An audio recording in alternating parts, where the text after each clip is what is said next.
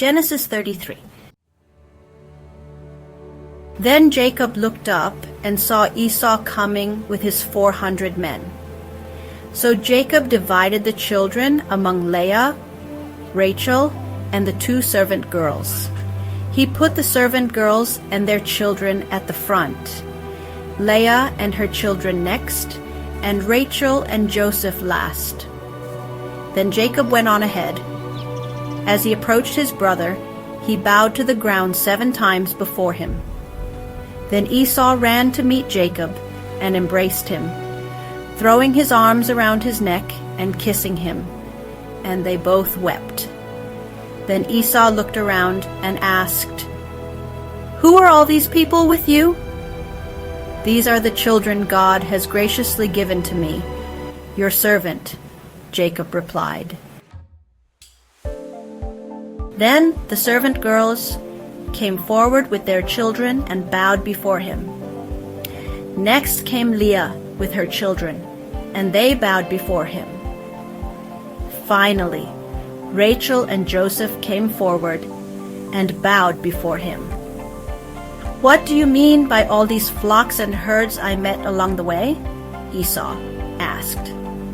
Jacob replied, "They are gifts, my lord, to gain your favor."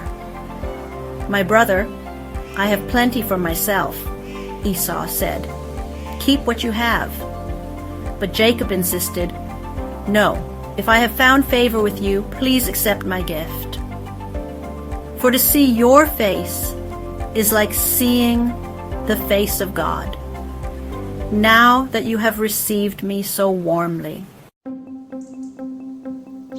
Please accept this gift I have brought to you, for God has been very gracious to me.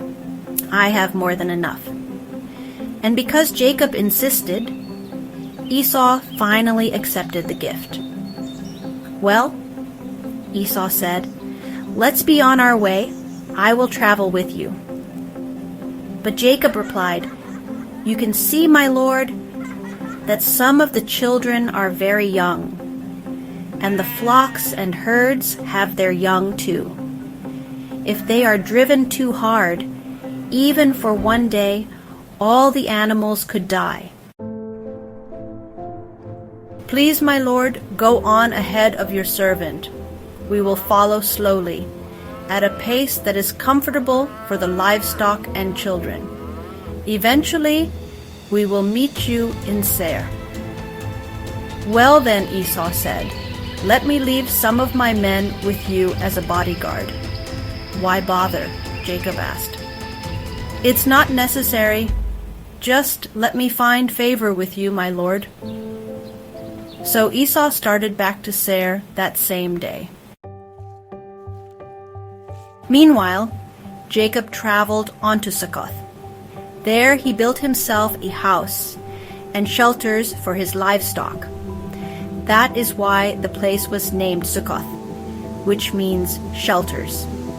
Later, having traveled all the way from Padan Aram, Jacob arrived safely at the town of Shechem in the land of Canaan. There, he camped within sight of the town. He bought the plot of ground where he camped from the family of Hamor, the father of Shechem, for 100 pieces of silver. And he built an altar there and named it El Elohe Israel,